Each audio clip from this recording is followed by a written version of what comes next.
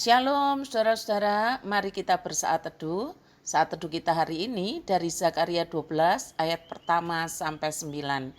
Ketika kita membaca Zakaria pasal 12, maka kita tahu pada waktu itu Nabi Zakaria sekaligus melayani sebagai imam sudah tua umurnya. Sekalipun demikian, Tuhan Allah masih memakai Nabi Zakaria untuk melayani Tuhannya dengan cara menggugah semangat bangsa Yahudi yang pulang dari pembuangan gelombang pertama untuk melanjutkan pembangunan kembali Bait Suci bersamaan dengan zamannya Gubernur Zerubabel dan Imam Besar Yosua. Pada masa ini memang targetnya adalah penyelesaian pembangunan Bait Suci seperti yang Tuhan sendiri firmankan. Sejenak saya mengajak kita untuk memikirkan tindakan-tindakan Allah dalam mewujudkan rencananya. Pada waktu itu rencana Tuhan adalah pembangunan kembali Bait Suci yang dulunya di bumi hanguskan, di bumi ratakan oleh tentara Babelonia. Pulangnya umat kembali ke tanah perjanjian setelah pembuangan puluhan tahun itu, target yang Tuhan tetapkan adalah pembangunan kembali Bait Suci. Pembangunan Bait Suci itu adalah maunya Tuhan.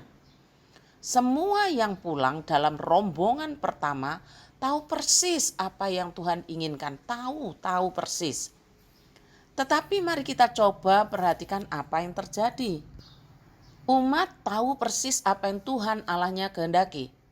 Tetapi dalam sejarah selanjutnya ditemui bahwa pembangunan Bait Suci mangkrak sampai sekitar 20-an tahun. Karena itu Tuhan memakai beberapa nabi, juga beberapa imam besar, bahkan gubernur untuk membangkitkan semangat umat melanjutkan pembangunan Bait Suci Tuhan. Saya berpikir begini saudara, mengapa Tuhan memerlukan banyak orang untuk menggugah semangat umat supaya melanjutkan pembangunan Bait Suci? Mengapa tidak cukup satu orang saja? Bukankah Tuhan Allah yang suruh? Apakah Tuhan tidak bisa membuat satu orang itu begitu berkarisma sehingga umat mengerjakan apa yang Tuhan Allah telah perintahkan? Dan banyak lagi pertanyaan-pertanyaan lain di kepala saya. Apakah saudara mempunyai pikiran yang sama dengan saya? Pikiran ini akhirnya membawa pengertian bagaimana menyelesaikan pekerjaan Tuhan dalam gerejanya.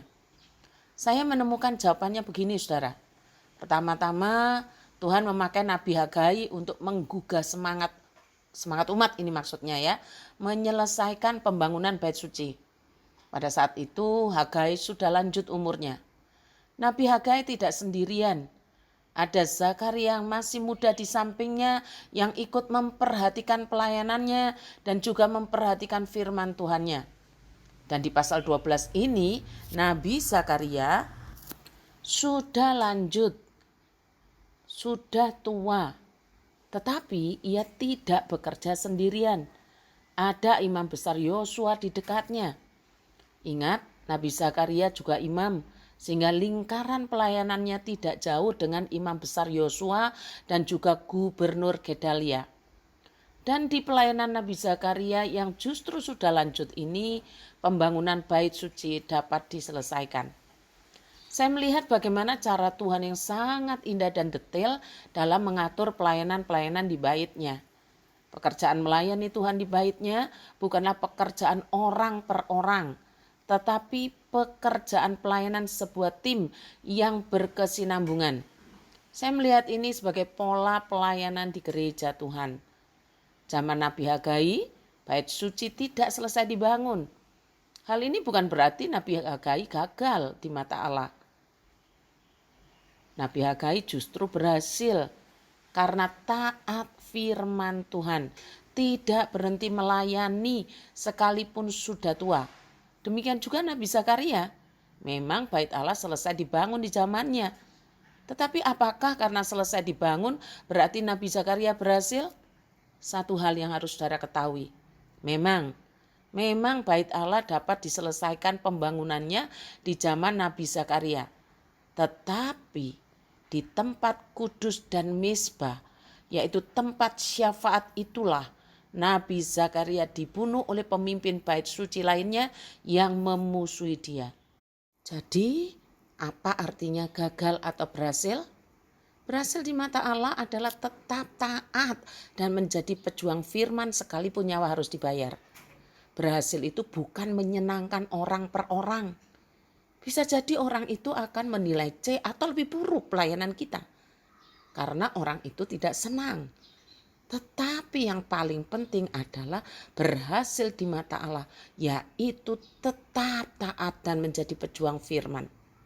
Kembali pada Zakaria pasal 12, saat itu sang nabi usianya sudah lanjut.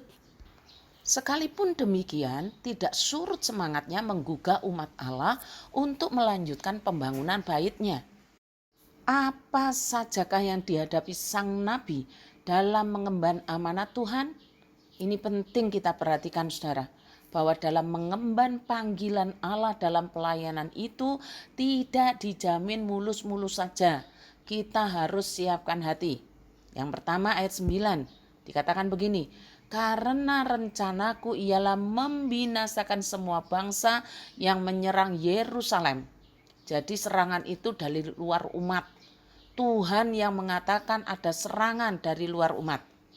Tapi di ayat yang kelima, ternyata serangan itu dari antara umat sendiri. Sampai Tuhan katakan begini, kaum Yehuda akan berkata kepada diri sendiri, penduduk Yerusalem telah mempunyai kekuatan dalam Tuhan semesta alam, Allah mereka.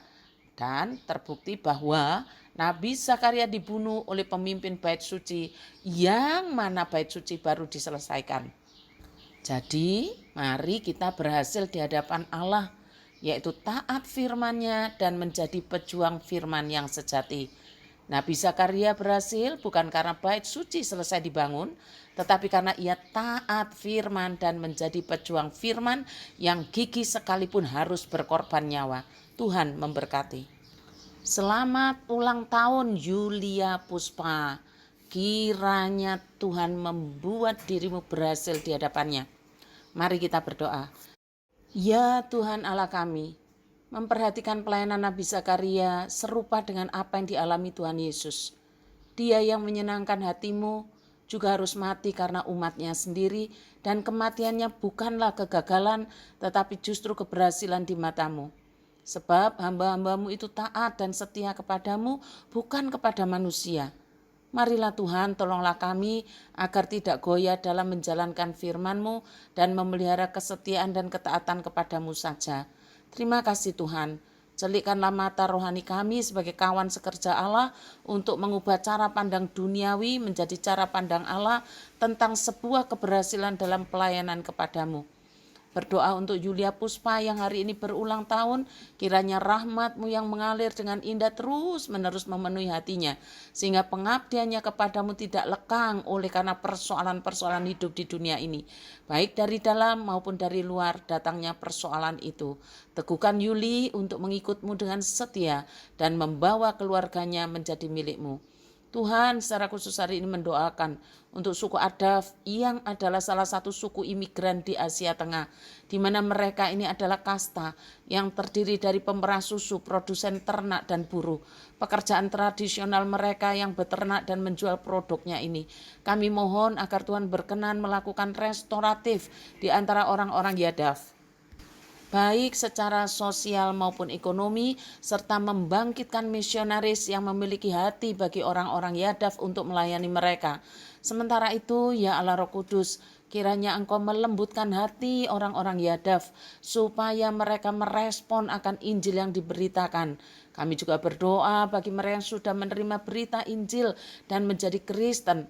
Mohon perlindungan-Mu bagi orang-orang Kristen Yadaf yang telah percaya dari penganiayaan kelompok membenci Kristen. Teguhkanlah dan kuatkanlah mereka yang percaya kepadamu Tuhan. Di dalam nama Tuhan Yesus kami berdoa. Amin.